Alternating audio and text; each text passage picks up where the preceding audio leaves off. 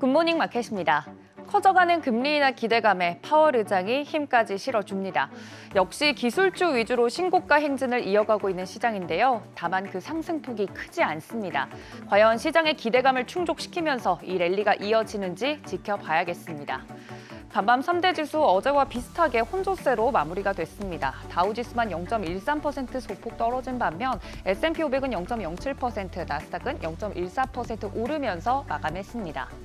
대체로 대형 기술주들 상승에 기대어 있는 모습인데요. 시총 상위주들도 흐름 보시면 어제 시총 1위 탈환한 애플, 오늘도 0.38% 오르면서 1위 굳히기에 들어갔습니다. 반면 마이크로소프트는 1.44% 하락으로 마감했고요. 엔비디아는 키뱅크가 목표가를 $180로 상향 조정했다는 소식에 장중 한때 4% 넘게 급등하기도 했습니다. 하지만 차익 실현 매물을 소화하면서 2%대 상승으로 마감했습니다.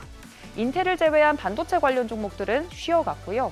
구글은 약보합권, 아마존도 강보합권에서 등락이 갈렸습니다. 6위부터 10위도 살펴보시면 메타도 0.13% 상승했고 일라이딜리 1.58% 오르면서 간밤의 헬스케어 섹터 성적이 금융주에 이어서 두 번째로 좋았습니다.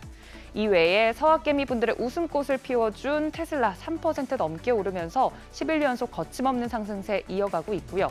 이외에도 실적 발표 앞두고 금융주는 기대감 반영하면서 강세 보였습니다. 간밤 시장에 가장 큰 영향을 준 인물 역시 제롬 파월 연준 의장이었죠. 상원에 출석해서 통화정책 관련 청문회를 진행했는데요.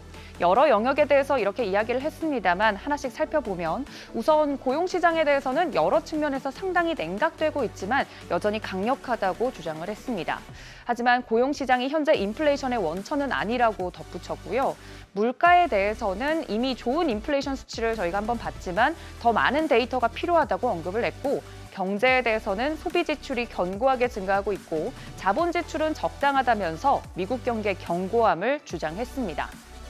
전체적으로 금리 인하에 대한 신중함을 언급하는 등 특별히 새로운 내용은 없었습니다.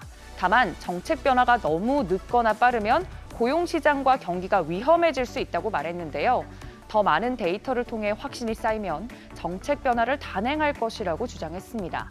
이 시장에서는 특히 경제 성장이 위험해질 수 있다라고 우려하는 이 발언에 집중을 하면서 금리 인하를 위한 토대를 마련한 것이라고 긍정적으로 해석을 했습니다.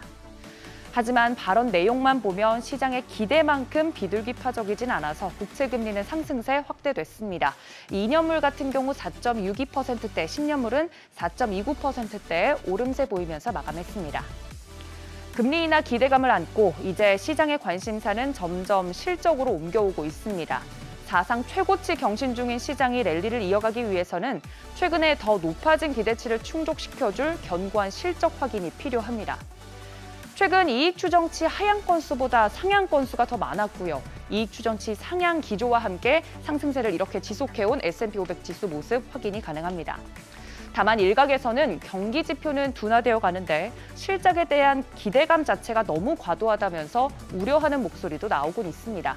뱅크 오브 아메리카는 냉각되고 있는 경기 지표들이 기업 실적에 영향을 미치기 시작하면 이야기가 달라질 텐데 이미 이 같은 현상이 벌어지고 있다고 판단을 했습니다.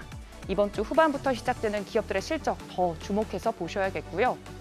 한편 국제 원유는 사흘째 하락하면서 안정세 보이고 있습니다.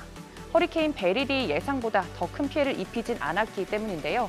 WTI 배럴당 81달러 선에, 브렌트유는 84달러 선에 마무리가 됐습니다. 파월 의장의 발언에 시장의 기대감은 더 커져만 갑니다.